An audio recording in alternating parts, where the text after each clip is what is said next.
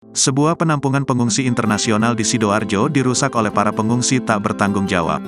Sejumlah WNA termasuk dari etnis Rohingya tersebut murka lantaran listrik di rusun tersebut padam selama hampir 24 jam.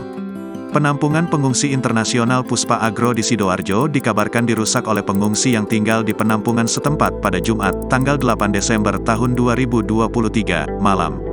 Informasi yang dihimpun dari video yang beredar viral, para pengungsi melempari dan merusak fasilitas penampungan seperti kantor, sejumlah kaca pecah hingga pot tanaman rusak berserakan.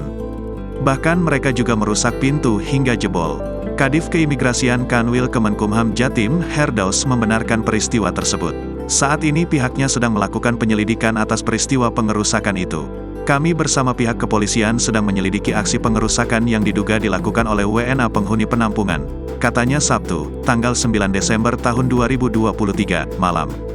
Aksi perusakan tersebut terjadi saat terdapat gangguan yang mengakibatkan terjadi pemadaman listrik di penampungan oleh PLN sejak Jumat, tanggal 8 Desember tahun 2023, dini hari.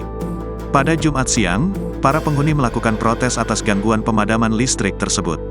Pihak pengelola penampungan lalu menyewa genset agar listrik di penampungan kembali hidup, terangnya. Jumat sore, genset tiba di lokasi penampungan dan langsung menyuplai listrik di penampungan.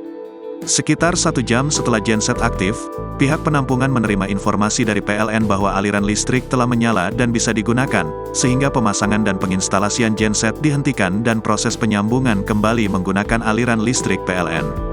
Di tengah proses tersebut, sekitar pukul 19.15 waktu Indonesia Barat, terjadi aksi perusakan sarana dan prasarana di penampungan Puspa Agro.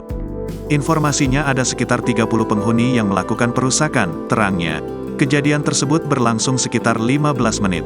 Para perusak berhenti beraksi setelah aliran listrik di penampungan kembali normal.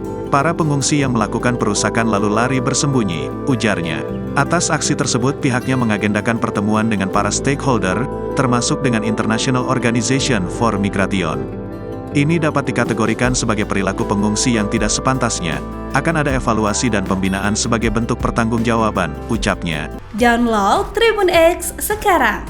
Menghadirkan lokal menjadi Indonesia.